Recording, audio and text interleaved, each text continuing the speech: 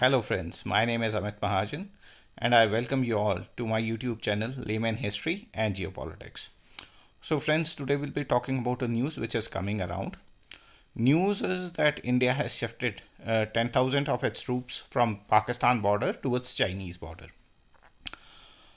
As we all know, India has a history of issues with the Chinese. It all, in the modern context, it all started with Galwan in 2020. In June 2020, Chinese transgressed into Indian land, and that is where the Indian troops took them head on. And in that, the fight that took place with barbed wires and iron sticks, 20 of our troops were martyred. And as per Chinese accounts, the Chinese say four of their soldiers were also killed, which we believe the numbers are higher. There must be around 38 Chinese soldiers which were killed on that very day.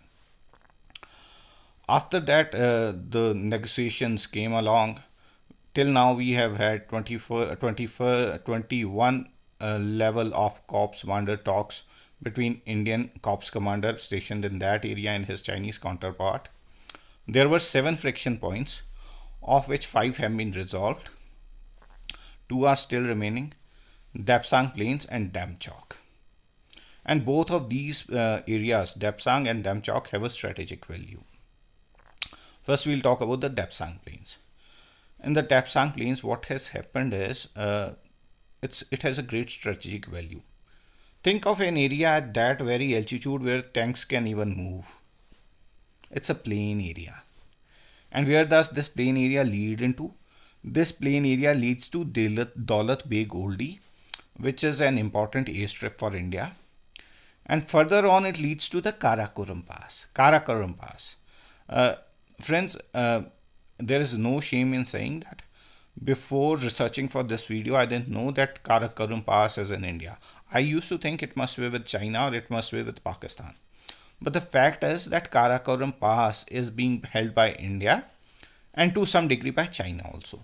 When you to go to the top of the Karakoram Pass, uh, uh, there is a pile of stones. There are 2 piles of stones 50 feet apart.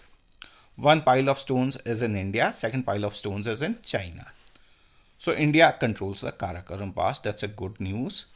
Important thing is holding this pass is very important because it overlooks Siachen Glacier, which is in control of India again, and it overlooks the Solotaro Range, which has a great strategic value again. So the Chinese, by trying to not allow Indian troops to go through the Dapsang Plains, are obstructing our path to Daulat Beg Oldie airstrip and to the Karakoram Pass.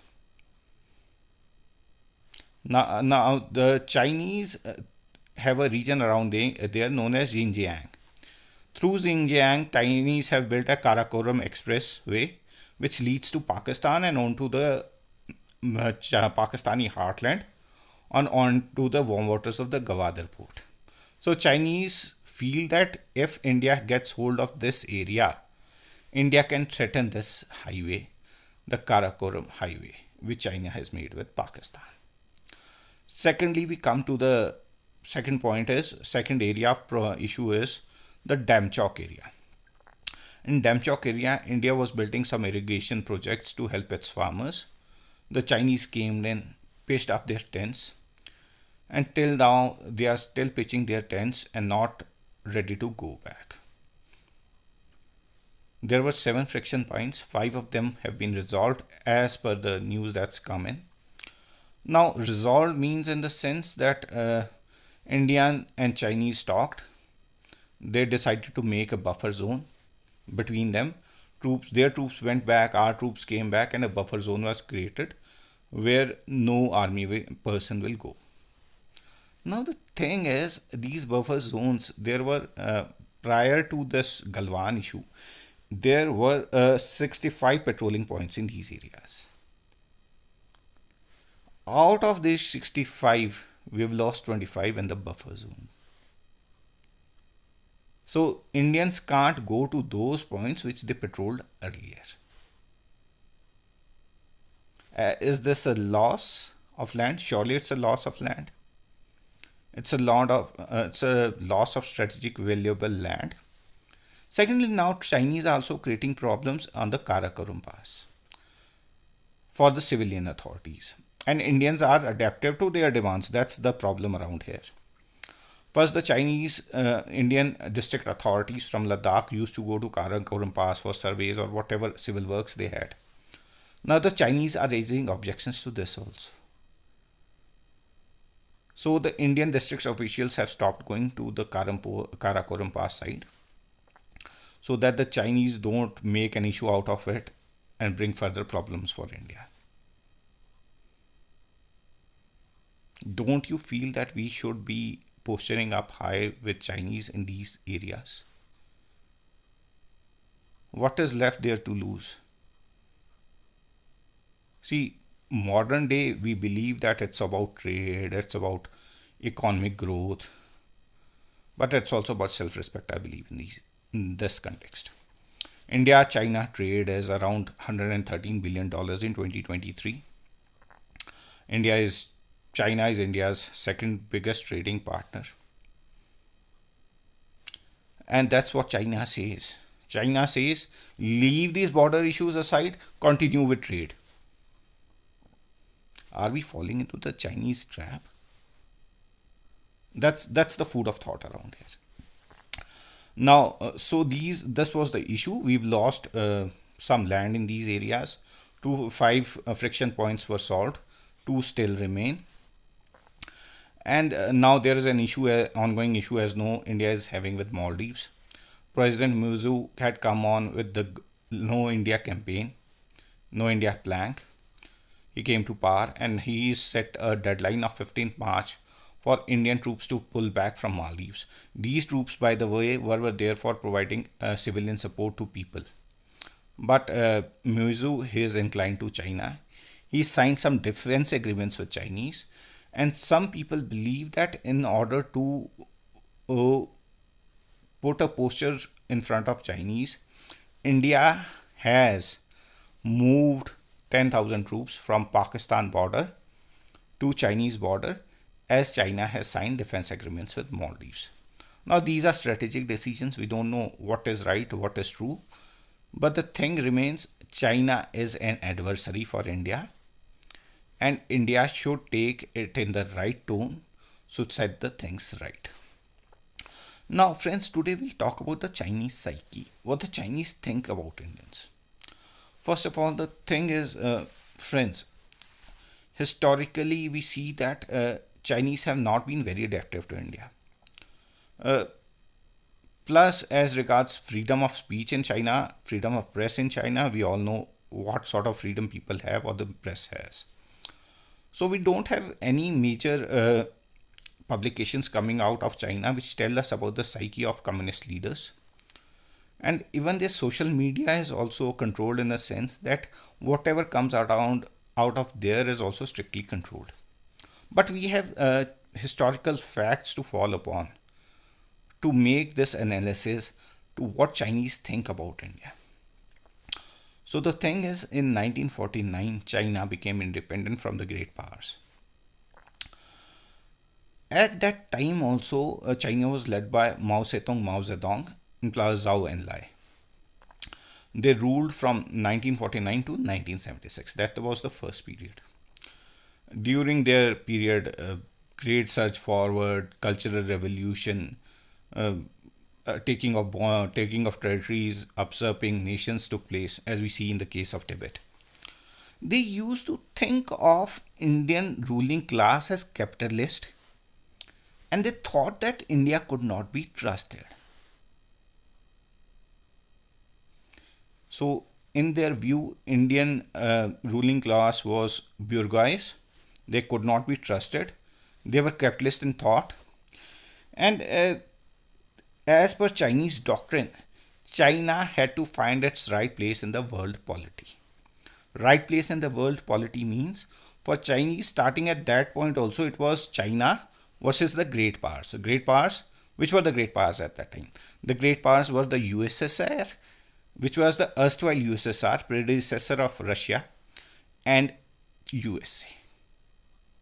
So for China, it was China versus USA versus USSR, and the countries which were attaining independence at that time in Asia, Africa, and Latin America, they were all to come under the Chinese ambit and fight against these imperialist designs of USA.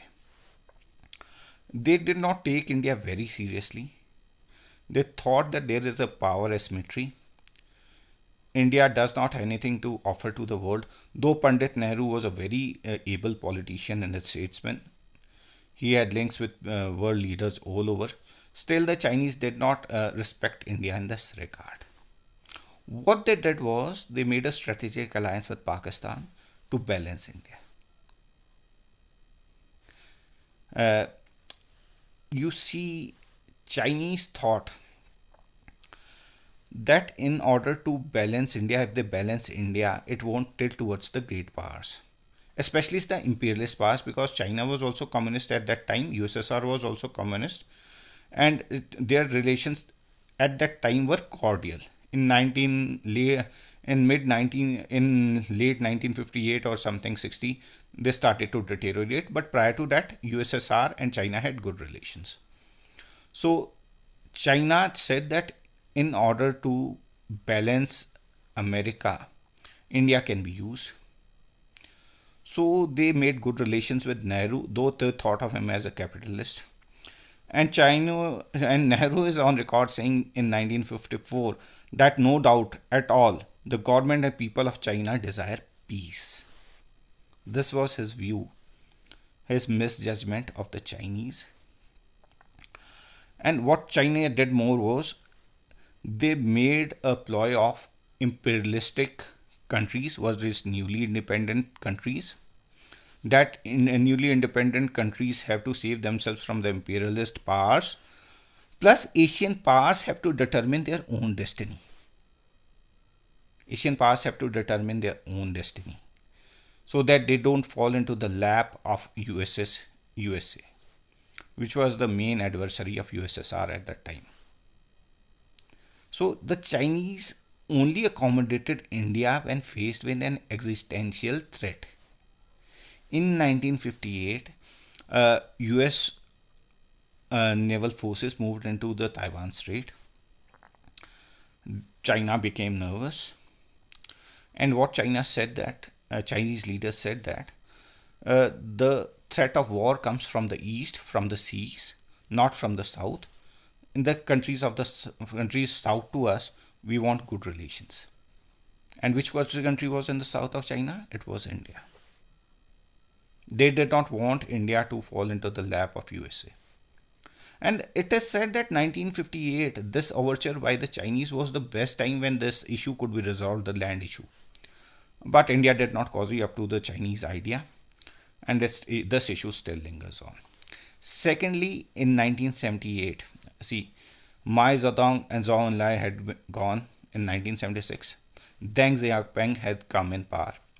In 1978, USSR invaded Afghanistan, and Vietnamese troops with the support of USSR invaded Cambodia. By that time, the relations between China and USSR had deteriorated to a great extent. Now the thing is, Chinese fell encircled from all the sides. So what they did is, from 1978 to 1985, they built a view that we want cordial relations with India. They tried to warm up with India. And in 1985, when USSR started to calm down, started to disintegrate, the idea came in of disintegration, the Chinese again upped their ante. They did not even talk to India. They did not mention India at that time. It was only in 1988 when PM Rajiv Gandhi visited China that relations started moving on a brighter note. So, friends, the thought that we can make out of this analysis is that the Chinese consider India as an unequal power, and they think as India is unequal, it cannot be looked at it as a standalone power. Unequal, India is an unequal country to China, and it can never be a standalone power in its sense. Secondly, the Chinese think that India's foreign policy is dictated by the great powers. They think that India does not have an independent foreign policy. India's foreign policy is subservient to the interests of the great powers. Till 1990s, India's foreign policy was dictated by USSR. That's their thought. And now Indian foreign policy is subservient to the interests of the Americans. That is their thought. Thirdly, Chinese believe that Indian establishment is whenever Chinese are faced with a problem, it is of an international nature. And when China has problems with other countries, they don't have any rights to go to international redressal forums. Those issues are bilateral and they can be worked around the way the China wants. We'll take an example. Take the Galwan issue. Take these friction points. We are saying, China, talk to us, solve these issues. China is saying, leave them aside, continue with the trade. So is it being accommodative of India's interests? No. In that case, it isn't accommodative of interests of any nation. It is fighting with the Philippines over Sparkle Airlines. It is posing threat to entire Southeast Asia. It is building a naval base in Cambodia, which will be a threat to entire peace in this region. And fourth analysis which I've made up is Chinese leaders believe that the natures of India's polity and the power asymmetry that we have. Remember, China's defense budget is something around 278 billion. Just a moment, I'll give you the right figures. Chinese military budget is $236 billion right now, and Indian military budget, Indian defense budget is $78 billion.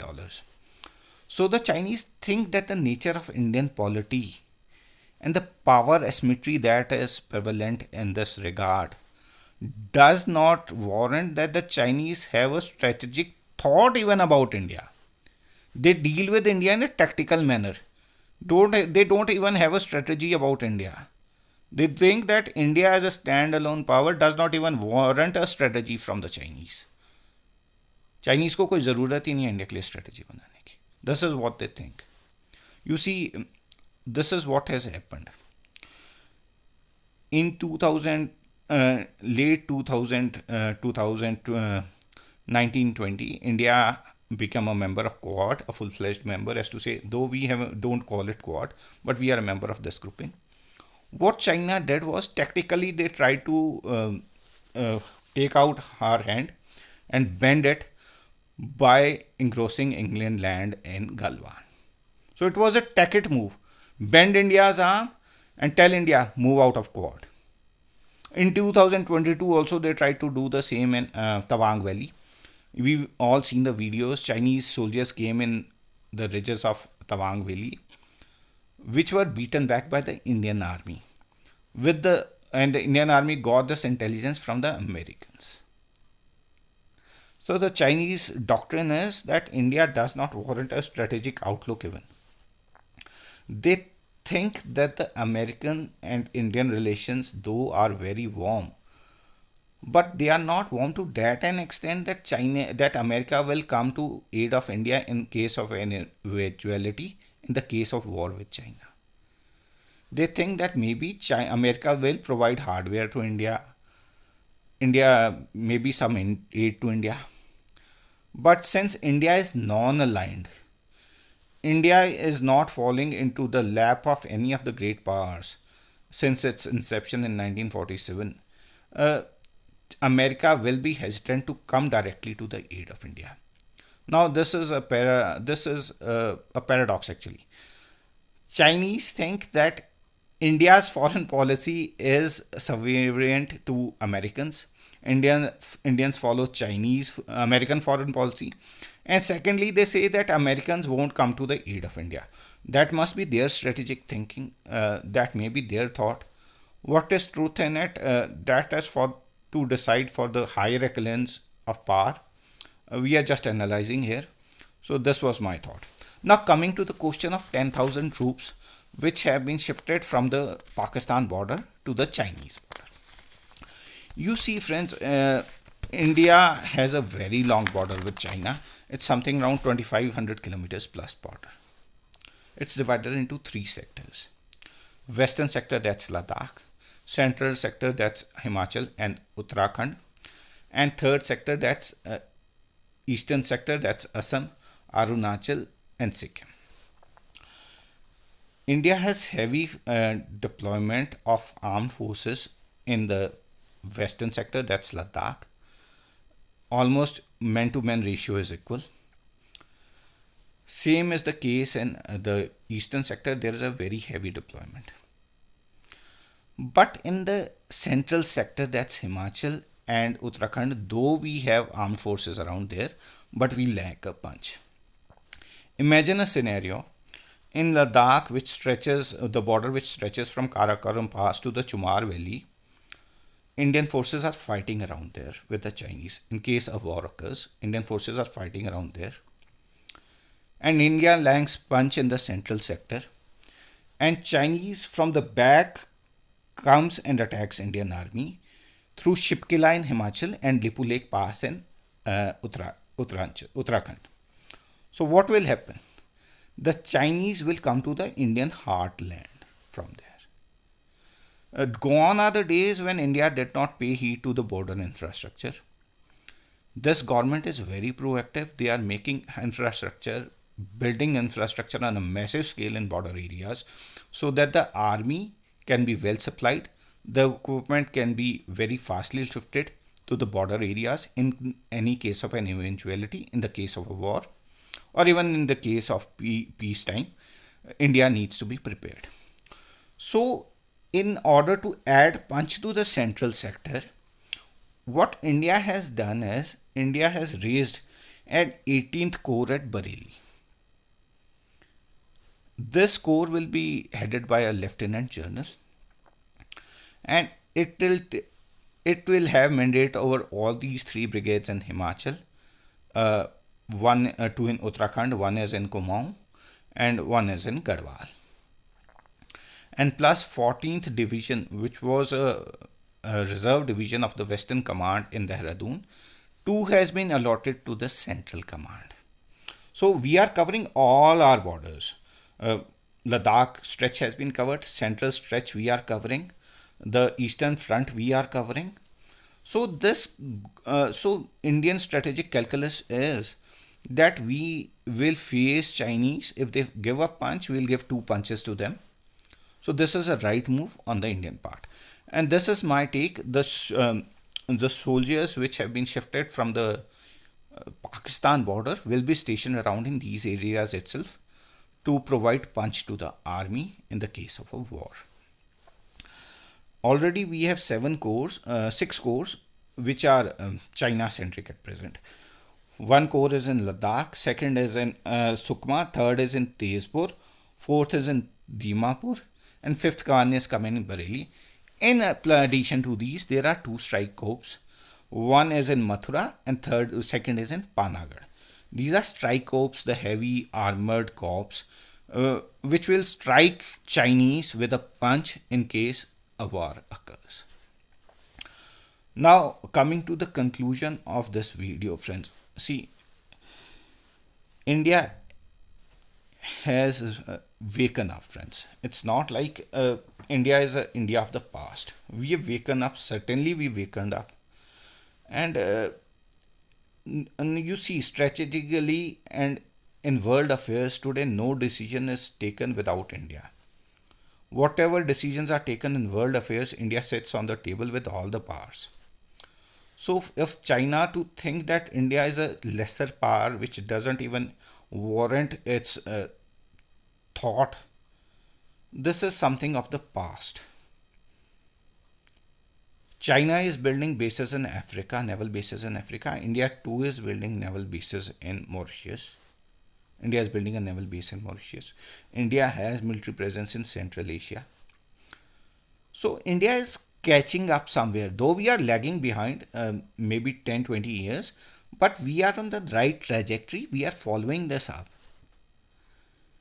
And India has become a preeminent power in the North Indian Ocean.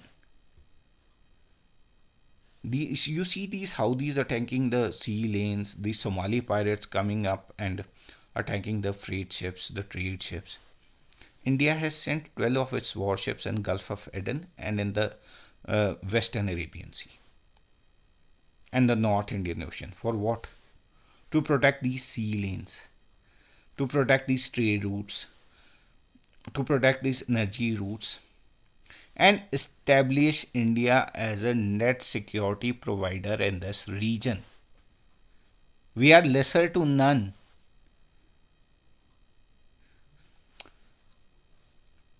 21st, 22nd century is of Asia, and the great power fight will occur in this region itself, in Asia Pacific, in the Indian Ocean region. China wants to grab all the resources in this region. China wants to encircle India. But Indian diplomacy too is there. It's working on its part, and rightly so. It's working under the able leadership of Prime Minister Modi and our able Foreign Minister S. Jaishankarji. So China, I would have an advice for the Chinese around here. You fought a war with us in 1962. We were ill prepared. We thought we were lying on that nara of Hindi Chini Bhai Bhai. You defeated us and we lost. After that, only war experience you have is in Vietnam. And everybody knows how badly you were beaten up in Vietnam. How you pulled out, everybody knows. After that, you don't have any war experience. We fought a war with you. We fought multiple wars with Pakistan. Indian troops have been engaged in anti-insurgency operations in Kashmir, Punjab, against the Naxalites in Northeast. So Indian army is well prepared army. It knows how to fight a war, which you don't. I don't discount the Chinese innovation. I don't discount the Chinese head on which they have over us. But we have the spirit around here. Though wars are not fought with the spirit alone, they are fought with equipment, they are fought with technology. But somewhere in the high hills of Himalayas, the spirit will come to the fore. And China, see the great power balance in the coming years, maybe in 30 years, 50 years, what you call as a great power strategy for the Chinese is Chinese used to think China versus USA.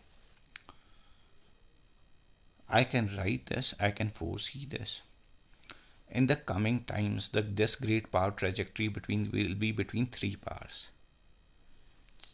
America plus West versus China versus India. India is ready to take its rightful place in the world.